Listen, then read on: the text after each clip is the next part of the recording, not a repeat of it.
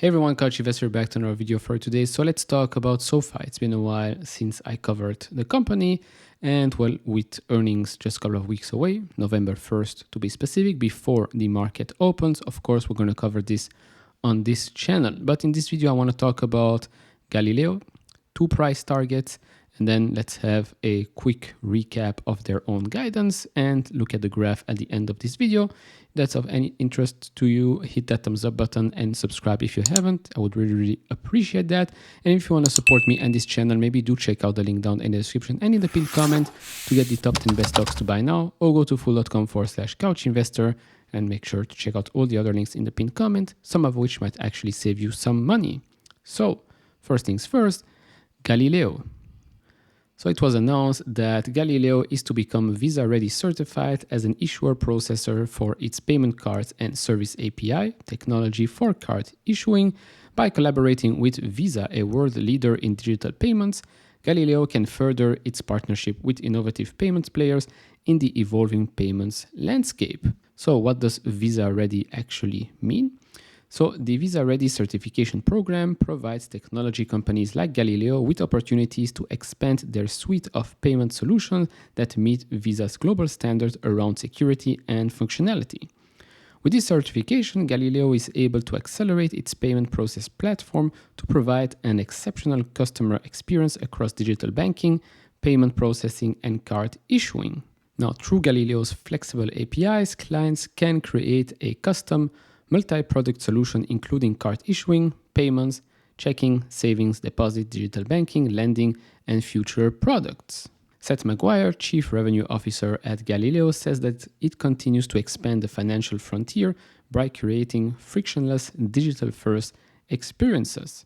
By becoming Visa Ready certified, we are solidifying our current and prospective clients' trust in choosing our next-gen digital and core banking platform. I'll say this again for those that aren't familiar.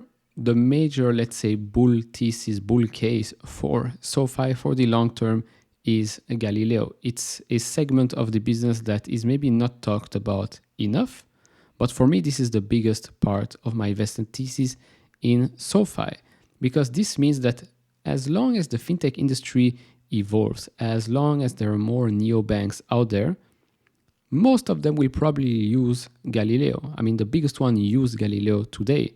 That's why they are running it, let's say, independent. So there is no, let's say, conflict of interest. But Galileo alone will be worth what SoFi is worth today, if not more in the future. And that is just my opinion.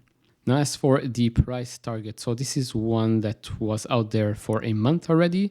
So Bank of America analyst upgrade SoFi technology to buy from neutral with a price target of $9 up from $8, so close to double the price it is today.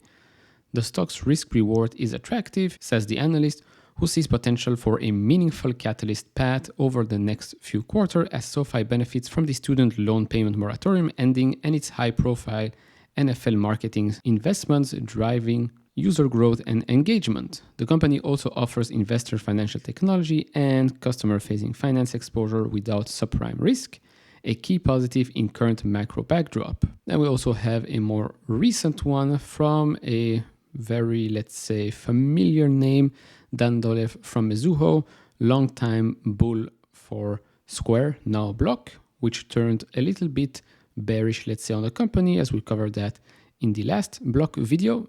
So he says here that after having recently met with SoFi Technologies CFO at the firm's annual software summit, Dan Dolev reiterates a buy rating and $8 price target on the shares, telling investors that he continues to believe in SoFi's resilient business model and strong execution.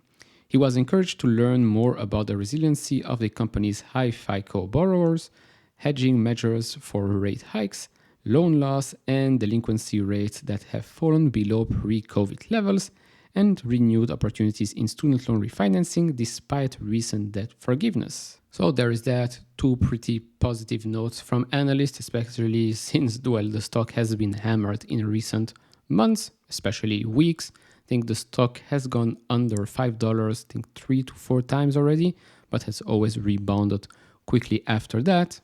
It's nice to see that I think the average analyst price target is close to double from the price it is today. That does not mean that the stock needs to double in the next coming ones. These are price targets 6 to 12 months from today. Keep that in mind. Now, guidance. So last quarter, they told us that for the second half of 2022, they expect between 830 and 835 million of adjusted net revenue.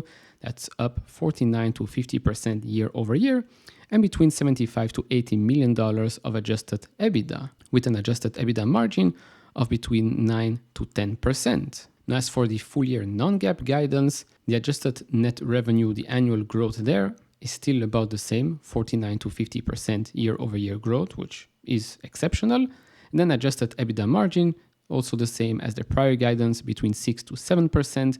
But if you look at the actual number, it's a bit more. When we talk about adjusted net revenue, at the midpoint, that comes at $1.511 billion instead of 1.5075.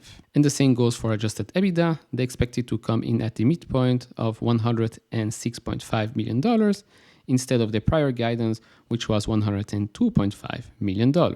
And remember, this is with the headwinds that the company is facing until the end of the year. 2023 is going to look very, very different.